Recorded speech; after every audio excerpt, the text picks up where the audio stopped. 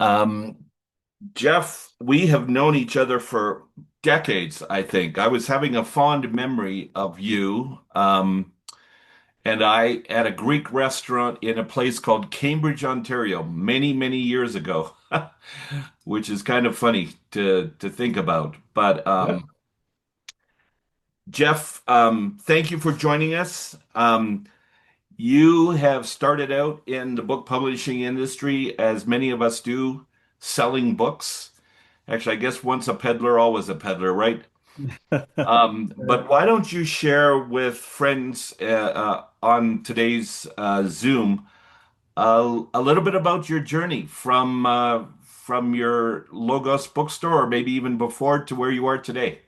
Yeah. Well, thanks for having me here with the community. I'm grateful, Don. Yeah, as Don said, I began my work 42 autumns ago as the owner of a bookstore, a Logos bookstore in Bloomington, Indiana. We were about 2 blocks from the Indiana University campus and very much an outreach to the students and faculty there.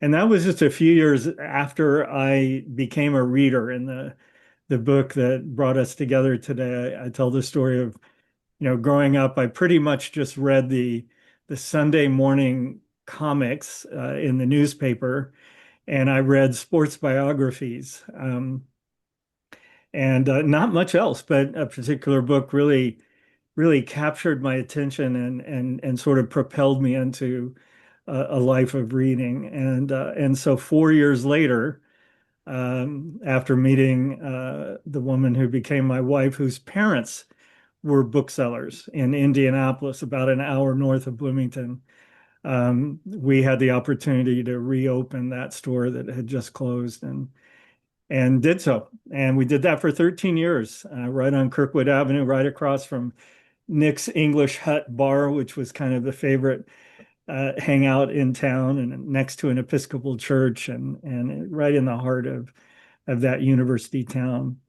And then after that, I left for Ingram Book Company. It's the world's largest wholesale book distributor. It's the one bad professional decision I made. Not that Ingram was a bad company, but just it took me away from books in a way, even though I was leading the Christian division of that wholesale book distributor.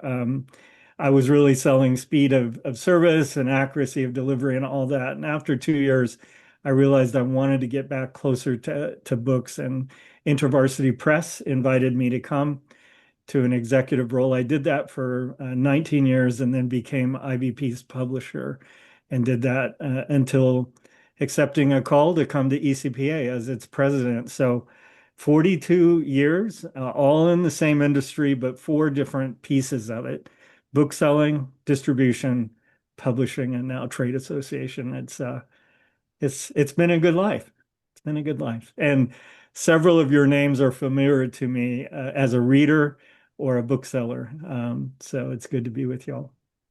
Yeah, Jessie Mattis, who's on here, she's from Bloomington, so I saw that in the giving you a chat. little Yeah. Well, shout out there. Um, so you are currently there at ECPA, and they have just celebrated 50 years. right.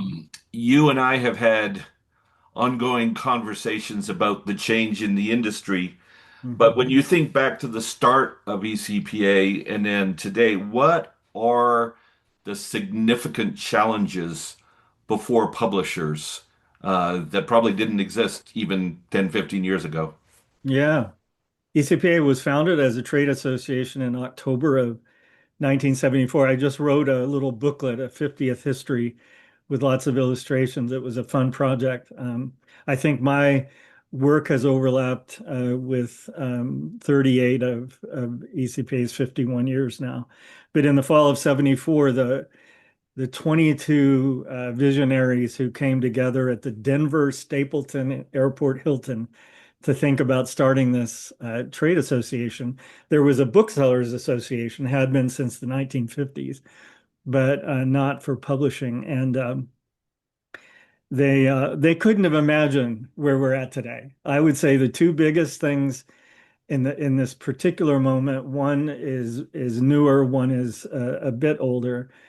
The newer one is AI, artificial generative AI, and the impact on everything from contracts to what is acceptable in terms of content and manuscripts to intellectual property rights, copyright infringement, what's happening with the large learning models, how do we protect ourselves, how do we even know what's going on?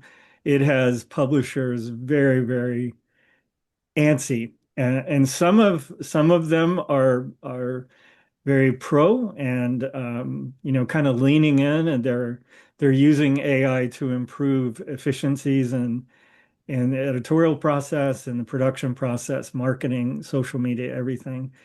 Others are quite fearful.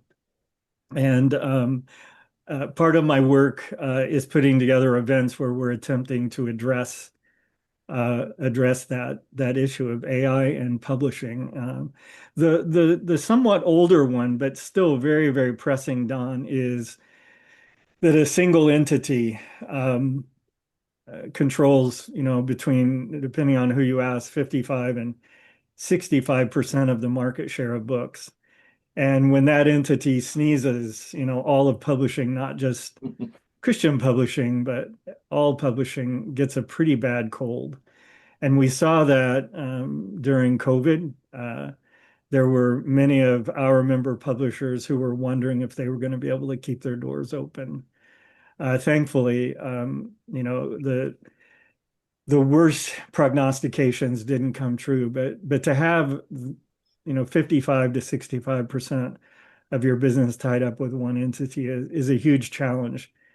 And so there, we're trying to help member publishers understand new models of direct to consumer or new ways of working with other retail or e-tail customers. How can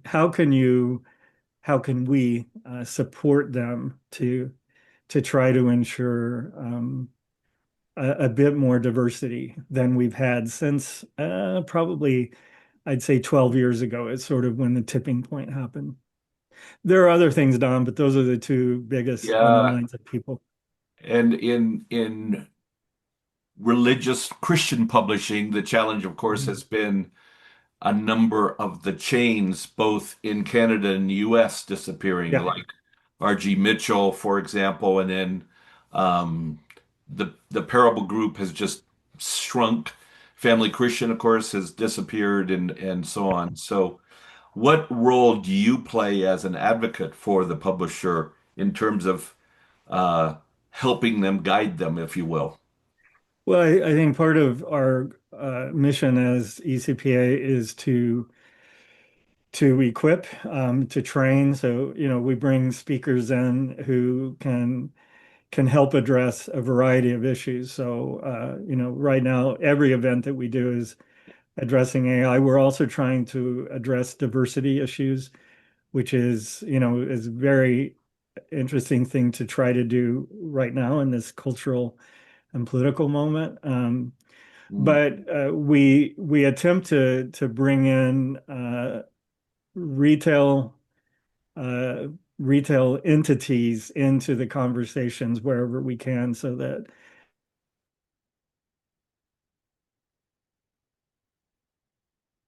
Oh, everyone here? and for helping publishers to see how to continue to work with them and not just put all the eggs in a single basket. But almost all of the publishers know they need to do that. So it's a pretty easy sell.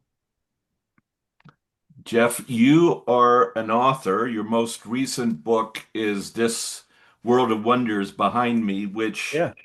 is beautiful. But before we get to that, your first book came about what, 3 years, 4 years now?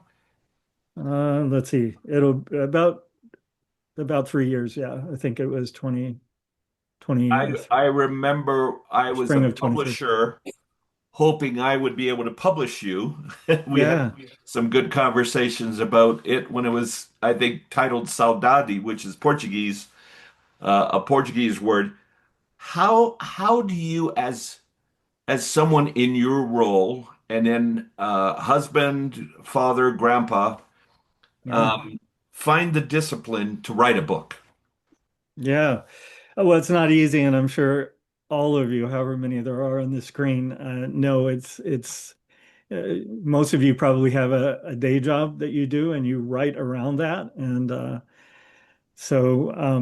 going back to my high school days and then from college forward, I have always written. I mean, there's a great Zondervan book by Catherine Linsky. I think it's called Creative Writing for Those Who Can't Not Write. And that's kind of been my experience. A lot of my writing is just journaling, but then some of it's for trade journals or magazines. Later, it was online. Before the what you call the Saudade book, um, I did a book with Lou Smedes. Louis B. Smedes was an ethicist at Fuller Seminary and did a little collection of meditations from his writings called Days of Grace Through the Year. So that was kind of my first, Don. And then the one you're talking about, That was your the practice way, run. what's that? That was your practice run. That was my practice run. Um, the way that I was able to kind of push forward beyond just working with someone else or someone else's writings to my own was I found a place that I go to. It's in Dixon, Illinois, a community it's about an hour and a half from where I live. And there's what looks like an old Carnegie library. You know how the old Carnegie libraries had a particular look, the staircase up, the staircase is down, and all the ornamental woodwork. And this library was built in 1912. And though it wasn't built by a Carnegie donation, it looks like that. And I found a room that I holed up in with a little fireplace that was never lit, but it was there. And so the ambiance of the place, it like triggers my brain to, okay, this is my writing place. And even though it's an hour and a half west, it got me away from my day-to-day sort of obligations, away from work, away from a family. Generally, when my wife was out hiking the tall grass prairie that she loves to hike, and that just became my writing place. And Don, I've just kept going. When I left InterVarsity Press as its publisher, um, and in 2021, I carried with me three books, and all three of those books have been written in large part in that library. And so that's my happy place. The way Heath's church office there with his books on either side of the wall, and but just doing it, just being disciplined, like you said, put your butt in the chair. And Lamott has some great words in Bird by Bird about how we do this. But for me, that place kind of unlocked something, and all three books have poured out right there. And now we have World of Wonders, which Jeff is it's a uh, I want to say it's almost a devotional for bibliophiles. It's so rich. Talk to us a little bit about the subtitle, A Spirituality of Reading. Mhm. This book introduces people to the world of reading, referencing fiction, referencing poetry, and then you talk about seasons of life. Another feature I loved was not only your lists, but you have friends of Jeff Crosby Yeah, yeah. contributing to each chapter. Talk a little bit about the spirituality of reading. Yeah, it was such a fun project. I think the impetus for me was there was a personal one, like writing to myself. I suspect some of you write to yourself, don't you, to know what you think, what you believe, what are you wrestling with. And I think for me, as I approached that 40th year in this work, I was writing in part to myself of why have I done this? People ask me, why have you stayed at this? Why didn't you go do something else that you could perhaps make more money or travel less or whatever. And so I think there was a little bit of a almost an apologetic to myself. Why have I done this? Hmm. And then there was also a desire to meet readers wherever they were on the spectrum, from what I suspect many of you are, a voracious reader, all the way down to someone who would like to read but just never does it, and try to meet them wherever they were. All those years spent in publishing, I know how important book structure is. And this, sitting in that Dixon library drafting the proposal for this, the structure like came to me like a bolt of lightning. Okay, I want to talk about why do we read, or why maybe we should read, and then why read diverse sort of genres.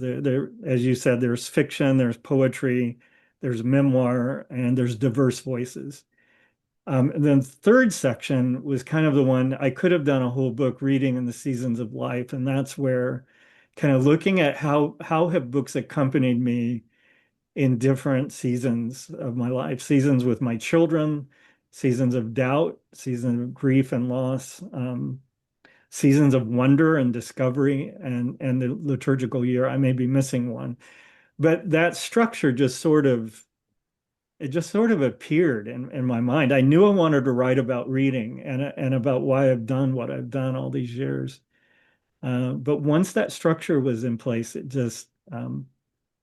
it sort of flowed from there. And the reading lists were easy to do, although I immediately thought of books and friends that, oh my gosh, whenever I see Timothy Jones and I forget to include his book on prayer that should have been included, oh, what am I going to do? I need appendixes on the website or something like that. But not only the list, I thought I've encountered in these years so many wonderful authors who became friends. And so I just invited a few like Lucy Shaw or Ben Patterson to do a short. There were supposed to be 150 word vignettes. Some of them were longer. We do get wordy sometimes, don't we? But for them to amplify what I had said in the chapter. So in all cases, they had the chapter, they reflected on it, and then they sent their vignette back, and that was just fun. It was like a way of also bringing these friends into the project. And the two things that people have asked me most about as they've read the book are how did you get all those people to write that stuff at the end? And the other is, how did you decide which of the books to include? It's been an interesting experience as people have asked about the book. That's so good. I'm going to ask you a question that wasn't scripted, so you didn't have this one sent to you before, Jeff. Sorry. But I think it's an easy one, and I'm asking it while I give people an opportunity to think. We have some time here today for you to ask a question. So if you do, you can either put your hand up or shoot a question to me in the chat, and I'll be watching for it. But Jeff, we have a mutual friend in Byron Borger at Hearts Yeah. and Minds. And I wonder if you would share with these writers today the importance of finding your bookstore or your book guy. Byron has become that for so many people. As you know, he was sort of the bookman for Eugene Peterson, and Eugene would send everyone to buy their books from Byron, Yep. located in a little community in Pennsylvania. Can you speak to that a little bit? Well, just the importance of bookstores. I mean, there aren't a whole lot left, but the ones that are, boy, we as authors should support them wherever we can. I, in my work at both Ingram and InterVarsity Press, I used to travel around the country, around the world, calling on booksellers and book distributors, and they became friends. I mean, if you're a bibliophile yourself and you meet someone like Byron, I mean, you are in like Flint. And so I order most of my books from Byron. We just had an online conversation a couple of weeks ago, which was a lot of fun, about World of Wonders. But they are doing really, really tough work. I mean, they're even the best, like Eighth Day Books in Wichita, Kansas, or Logos Bookstore in Dallas, or Byron. are challenged these days. And so I just try to support them in their work wherever I can. When I post on social media about a new book, which I'm about to tell you, I hope before we wrap about the next post that I'll do, a book that I just read a couple of nights ago. Link to your favorite independent retail store rather than to Amazon or somewhere like that. But I just think we need to try to do what we can to keep them alive. In the general trade, or what we in the business called ABA bookstores, there's quite a bit of strength. A lot of stores are reopening. So we as writers of books, we have some avenues reopening to us that have been slim in recent decades. But in the Christian trade, which is more of what Byron and some of the stores I mentioned serve, we're not seeing new life there. So whatever we can do to lift them up, I think is really important. Hopefully that answers the question you were posing, Don, but come back if I am off of that one. No, well, you alluded to that monster that starts with A out there, and yet it's so good to support. Whether it's a Barnes and Noble or but we have Tattered Cover is now a Barnes and Noble, but there are some other independents that are out there. Yeah. Um, yes, we do want to know what are you reading now, and probably more importantly, now that World of Wonders is out, what's your next project? Yeah. Well, let me start with the second first. I mentioned that when I left IVP and some space opened up to travel even more frequently to the Dixon Library, I carried three projects with me. Two are now published. The ECPA history was kind of a bonus. And the third one will come out from Bloomsbury Publishing in 2026. It's a book called The Spirit in the Sky, The Power of Music in Our Search for Graceland. It has 17 chapters, 17 different artists. Chapter one is Paul Simon and Simon and Garfunkel, thus the allusion to Graceland in the subtitle. And the 17th chapter is on Marvin Gaye and specifically his seminal album, What's Going On in 1971. But in between, Tracy Chapman, the Staple Singers, Bill Withers, the Beatles, George Harrison, Cat Stevens, and a bunch of others. And so it's kind of, in a way, it's like the flip side of that first book, The Language of the Soul, where it was spiritual formation with music sort of as a side cup of tea, and now it's flipped, and music is the center, and spirituality is the side cup of tea. But it's looking at the ways in which the art of these artists, some of whom are Christians, like Bruce Cockburn would be an example, or others who decidedly are not, like Cat Stevens, who embraced Islam. But how their Yeah, I'm art on mute. and the spirituality within their art has formed my and others' faith. And so that comes in September of 26 from Bloomsbury. And that one's been a lot of fun. My wife told me 20, 25 years ago, the book you need to write is something on music. I don't know what it is, but it's something on music. It took me a long time to finally get around to it, but so that's what's coming next. The book I'm reading, I'm just about done. It came out on Tuesday. And if any of you are in Nashville, maybe you were in an event that launched this thing, but it's called The Idea Machine: Oh How no. Books Shape Our World, How Books Built Our World and Shape Our Future. Here's the book cover, The Idea Machine: How Books Built Our World and Shape Our Future by Joel J. Miller. Um, just came out on Tuesday. Extraordinary historical look going all the way back to the Greeks and carrying forward to the present day. How have books shaped our civilizations? And so that would be my encouragement to all of you as writers, that that's really what's happened. And we may lose sight of that. We may think that the writing that we do, the books that we publish, um, it's for leisure or entertainment or information or distraction or whatever, spiritual formation. But indeed, books have shaped civilizations. And this book by Joel, who's well known as a reviewer of books, it's pretty dense, it's pretty academic, but well illustrated, and just I couldn't put it down. So that is the book that will be posted next for me, and will be in a list that I do every December of the top 25 reads in 2025. This one's edging up now in the top five, I would say, but I'm not quite done with it yet. So that's what I'm reading right now. That's awesome. And where can we find you on the web? Is it at jeffcrosby.net or I wish it were, but there's a musician with that name who kind of, planted himself there. But it's Jeffrey, Jeffrey, at jeffreycrosby.net. Yeah, that's what it is. Jeffrey, Crosby.net. So yeah. we have a good question coming from DC. Okay. Uh, Jeannie Rose, can you unmute and ask your question, please?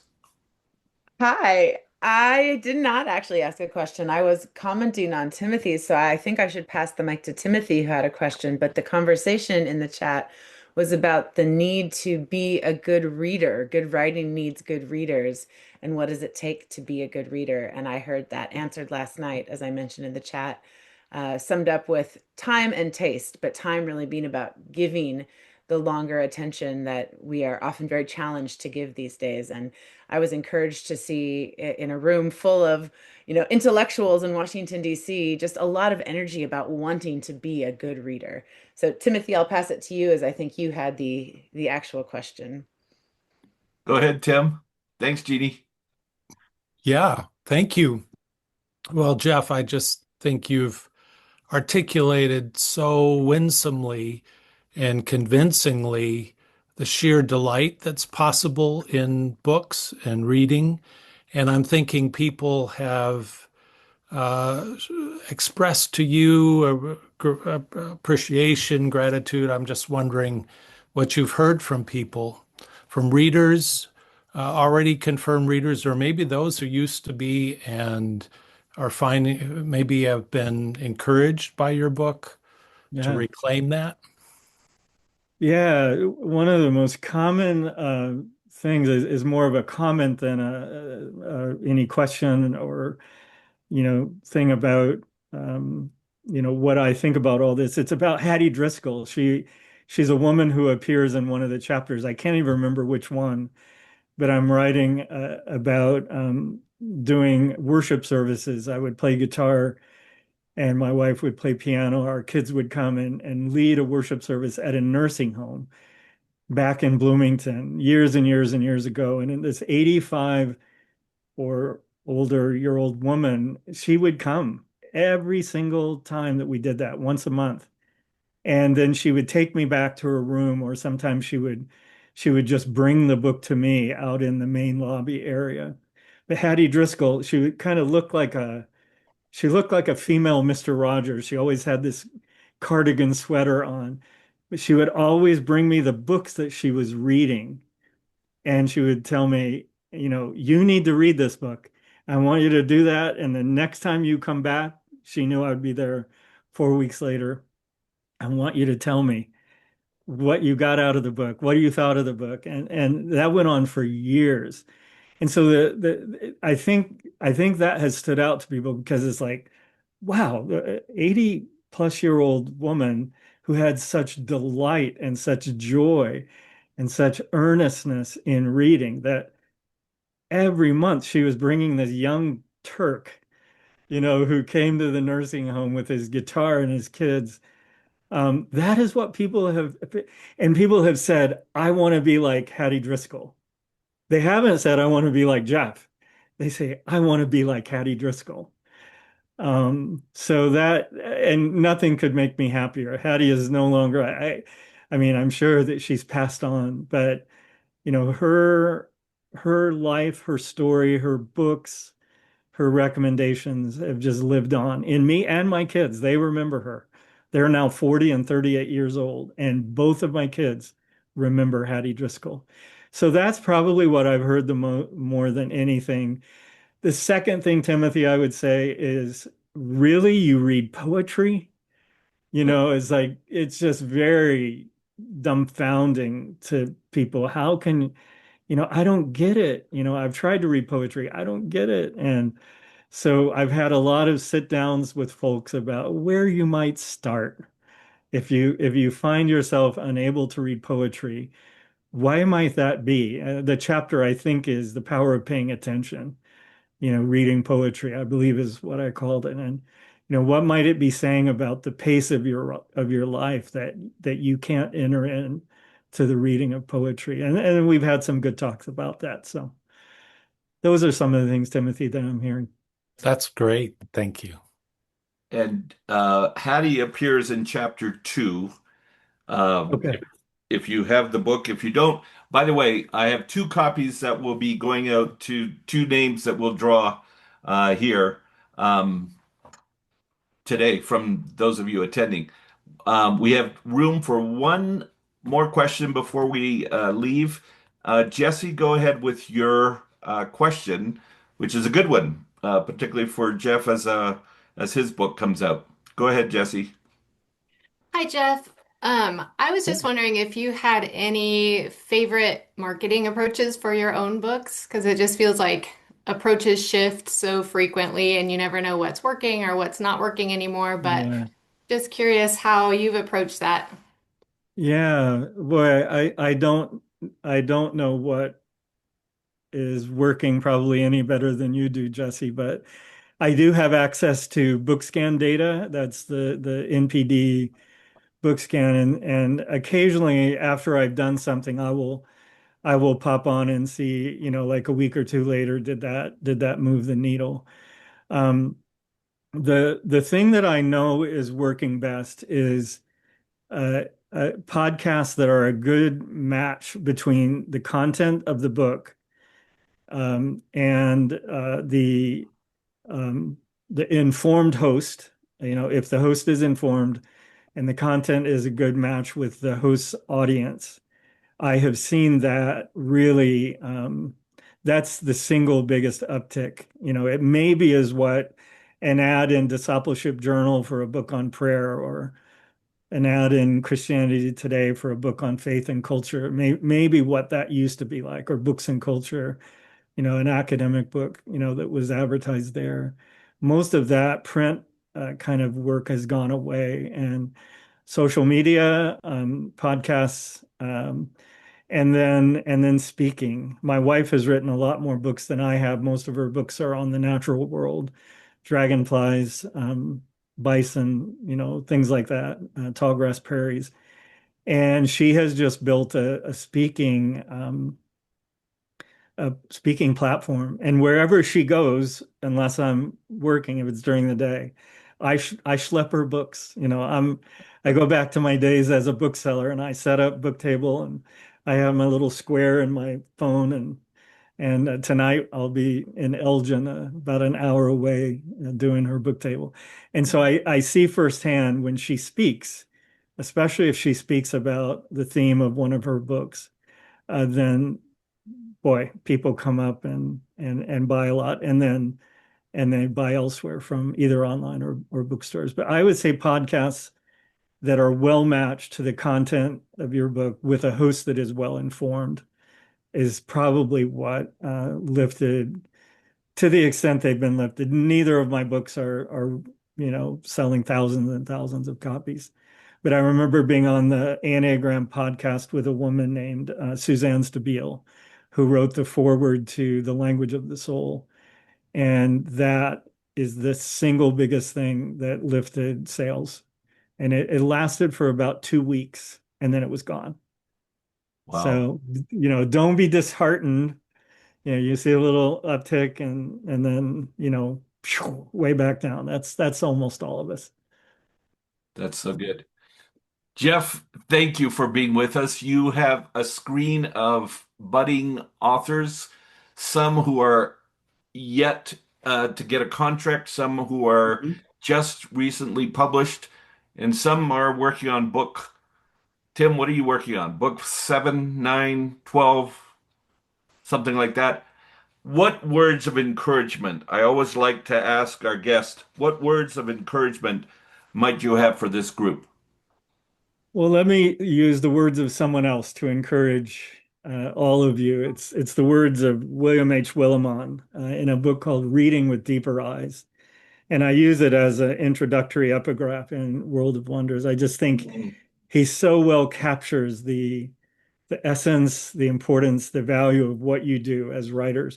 Whether you're writing for yourself, whether you're writing and ultimately self-publishing or publishing with a trade contract. But Willimon says, when I walk with Jesus, a considerable crowd of unlikely saints walk with me, giving me encouragement for the journey, an invitation to join in a conversation which began long before we were born and shall continue long after we are dead. God, rendered through literature, ancient and modern, God with us as the Word made flesh, then made words so that we might be the Word enfleshed again. That is what you do to whatever extent. I saw Mark Buchanan, I believe, on the screen at one point, and I've read I think, all of Mark's books. Whether you're well published like Mark or whether you're just at the beginning of your journey, that's what you're doing. That's what you're entering into. That's what you're a part of. And I think having a partner like Don, to help guide you, to pull you out of the pits when you may be in the pits, or to keep you realistic when you may be, thinking loftier thoughts than you should. I think having someone like Don in your orbit and also a community of other writers in your midst, those are really important things. Even though I do that writing in the Dixon Public Library, as I mentioned, I also have a community of just a few people that I share what I'm doing and they share what they're doing with me. And that is another piece that I would strongly. So a professional like Don, a community of friends, and keep in mind Willimon's words. That's what you're about. So thank you for allowing me to be with you. I appreciate it. Thanks so much, Jeff. I hope you and your family have a wonderful and safe Thanksgiving and holiday season. I know this guy is a raving fan of books, as he is of authors. The last time we had breakfast, our breakfast was not cut short, but he took off from that breakfast to go hear his wife speaking at some event 45 minutes away. So Yep. you're a good supporter of all things writers and books. So thanks for joining us. Thanks. Enjoy the rest of your day, folks. Happy Thanksgiving. Bye-bye.